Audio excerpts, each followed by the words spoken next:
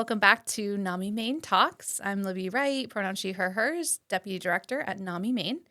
We are joined here today from a representative of the Maine Celtics. Jazz, would you like to introduce yourself? So my name is Rugira. I am the Community Engagement Manager with the Maine Celtics. Amazing. Thank you so much for taking the time to Welcome. meet with us today.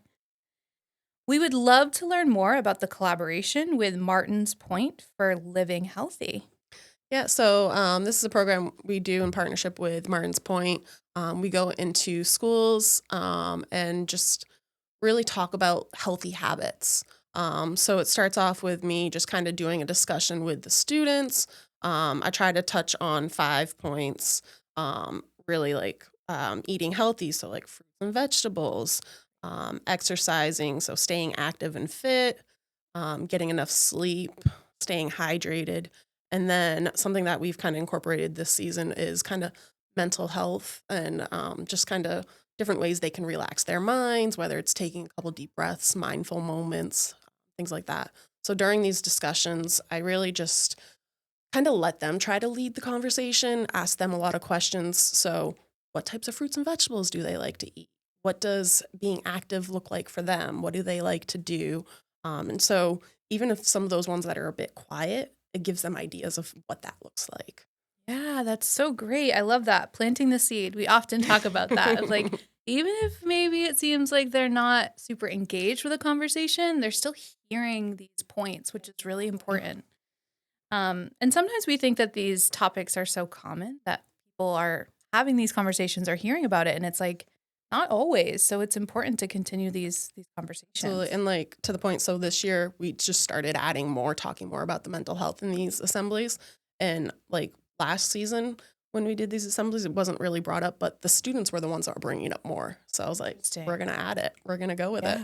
We have found that as well when we go and do programming. The topics that young people bring up for us are so interesting. Like healthy boundaries comes up, and people don't think of that when they think of mental health, but it absolutely is a piece of mental health. And so for young people to bring that up, it's like, you're so smart. There's so much we can learn from you. Yes. Yeah. So I love that approach. It's amazing. How and why did this resource get created? So like staying active, being fit is something that's really important for the Maine Celtics, being a sports team. Yeah. So it's something that we wanted to really drive and bring back to the community. So we really wanted to find a partner that kind of backed this and aligned with that as well. And we found Martin's Point, and they've been a great partner with this program. Great. I love to hear that. We do a program called Sources of Strength, and in it there's a piece that we talk about physical and mental health and calling it like two faces to the same coin, because often things that support our physical health support our mental health and vice versa. And they definitely go hand in hand. Yeah, we got to think of our body as a whole and not so disjointed or disconnected. Like all those things are so important. How many schools do you visit each year? So each season we try to do at least 6 assemblies. Great.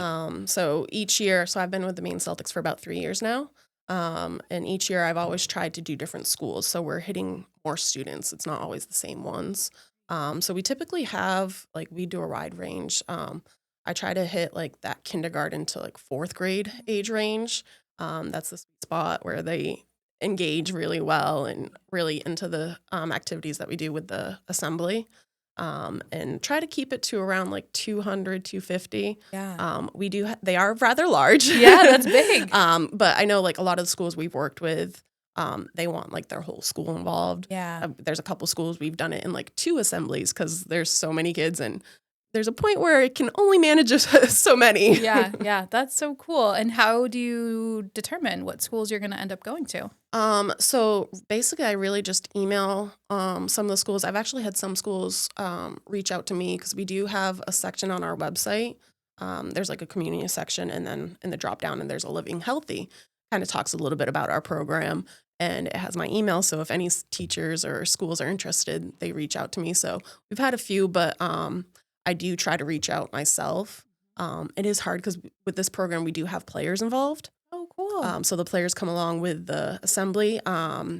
It's just hard because like their practice schedules, they're super busy, and distance wise as well. So we try to keep it fairly close to Portland. And then that way just timing with practice is being able to get back and forth. So Yeah, understandable. And you said, if schools or teachers reach out, if can community members also seek like bringing it to their absolutely. So selfishly? And last season, actually, we tried to kind of explore doing it in like after school programs. hmm So not just limiting ourselves to schools, trying to get like more broader reach.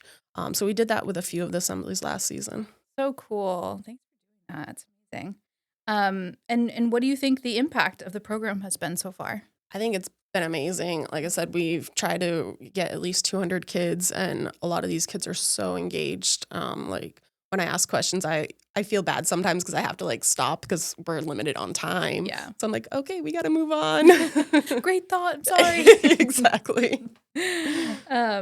Can you give us a rundown of what these events usually look like? Yeah, absolutely. So we go into the schools, all the kids kind of join. We typically do it like in the gym or like a multi-purpose room, just big enough space for everybody. Yeah. Basically, they sit down. I kind of talk through these discussion questions with them, talk about these like 5 healthy habits. So sleep, nutrition, staying hydrated, physically active, and then the mental health, talk about those, what it looks like for them. And then I kind of surprise them and bring out the player.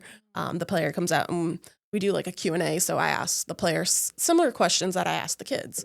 And I think it's really cool because some of the players' answers match with what the kids say. So I think that's really cool for them to see that and like, oh, they have the same favorite fruit as me. Yeah. So different things like that. And then I give the kids a chance to ask questions to the player. Some of them, they ask questions like related to like the healthy habits. And then some of them ask like, how many points have you scored in a game? Yeah, So the important stuff. Yeah.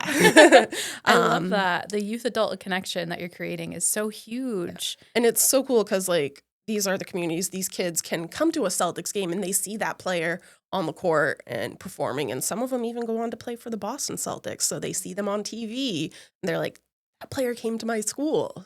So cool. I Yeah. love that so much. So after we do the Q&A with the player, we actually do like a little physical like activity, try to get them moving, kind of practice what we preach in the discussion. Love that.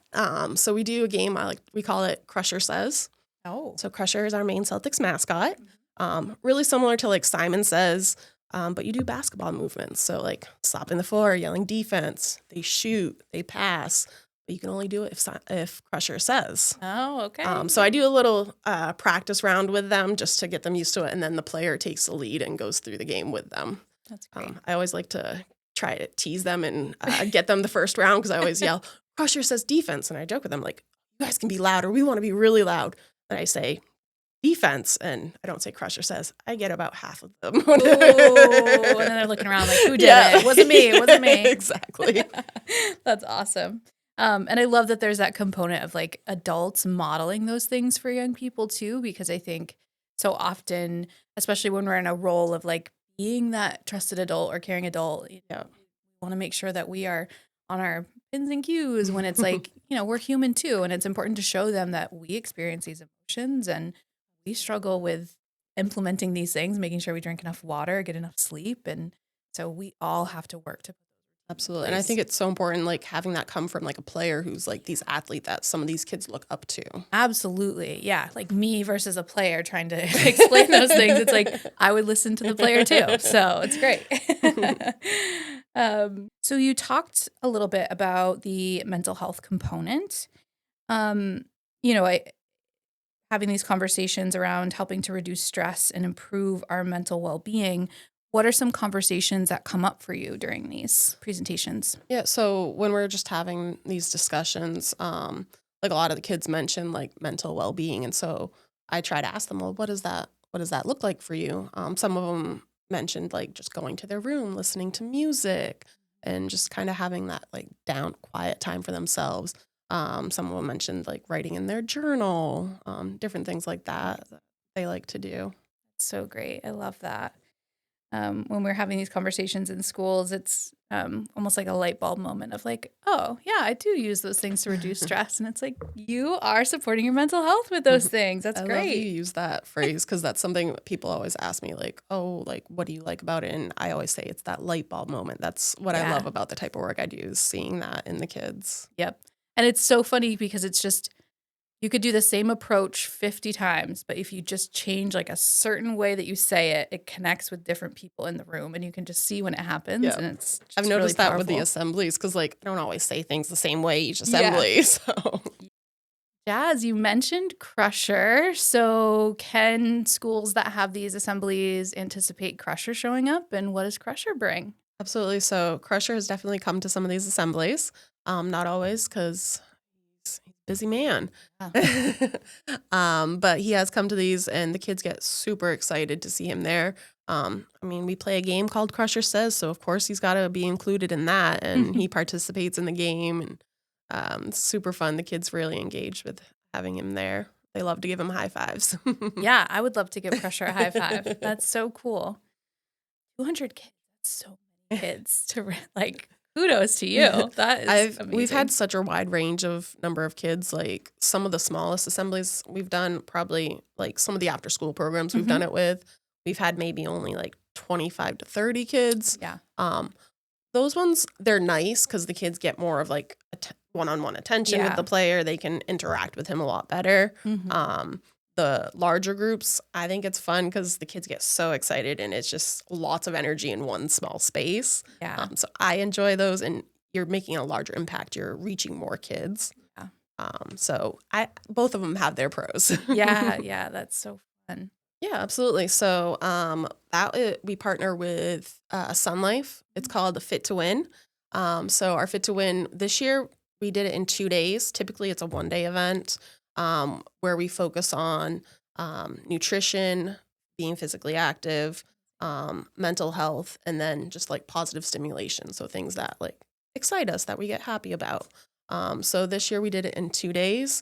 Our first day, this year was so fun. It was great. The first day we did it kind of like a day in the life of a Celtic. Fun. So this we kind of tailored, whereas the Living Healthy assemblies were tailored more towards elementary, the younger age group. This Fit to Win, we like to kind of target that middle school age group. They are sometimes forgotten about, so we really wanted to give them that experience. And a lot of them are into basketball, so being in the daily life of a player is something that's really cool. So for that first day, we brought the members from the Boys and Girls Club to the expo. They got to come into the locker room where the players are. They could see the whole setup. They had like jerseys laid out on the chairs for them, and they had all kinds of gear. We got sneakers donated from New Balance for them. Amazing. That's so cool. I love that. So it was a really fun day. We had a little pep talk from one of our assistant coaches talking to the kids. Then we went up onto the court. We did some basketball drills and then kind of had like a little nutritious snack at the end of practice. And then day 2 was more focused on the nutrition. We did a nutrition competition. Oh. So we brought the same kids back from the Boys and Girls Club, and we brought them all into a space, and we just kind of had them create their own meals. So we had 2 players and the same assistant coach that was at the first day.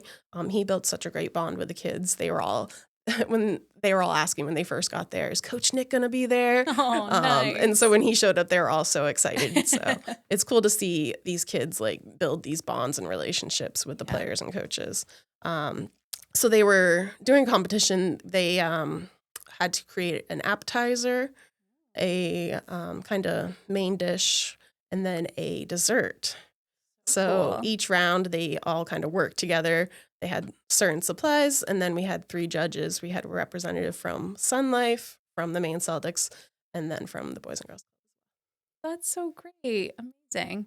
And are there any other community agencies that you partner with this specific programming? For these ones, not really. It's, Mhm. so Living Healthy, we partner with the Martins Point, and then other schools or after school programs, and then the Fit to Win is, we've typically done it with the Boys and Girls Club. Yeah, great. We've got a great relationship with them. So Yeah, awesome. And now we have a relationship. So Yes. if we can ever support with the mental health piece, we would love to. Mhm.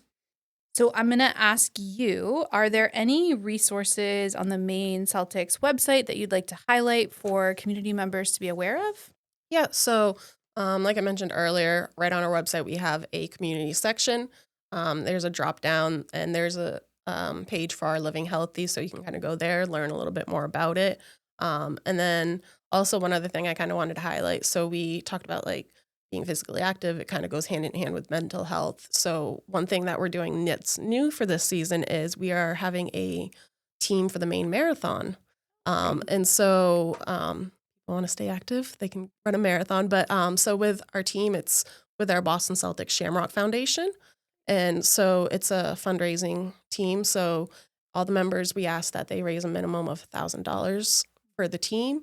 There are a lot of incentives that go with that, but that $1,000 goes directly to our Shamrock Foundation that go back to these programs like the Living Healthy and the Fit to Win program, so we can give it back into the community and make them better for the kids. Another resource that we would like to highlight is Maine Outdoor Kids. If you're looking to keep your child active this summer, check out Maine Outdoor Kids for outdoor activities in the Portland area. For those of you listening, always want to highlight the NAMI Maine available resources. If you go to our website and you go to our events page, you can see available community trainings that you could sign up for potentially. We also have our NAMI Maine helpline that you are welcome to call into, as well as our mental health database on our website. The NAMI Maine helpline is available Monday through Friday, 8 a.m. to 4:30 p.m. And please don't forget to check out our youth education resources on our website. Thank you very much.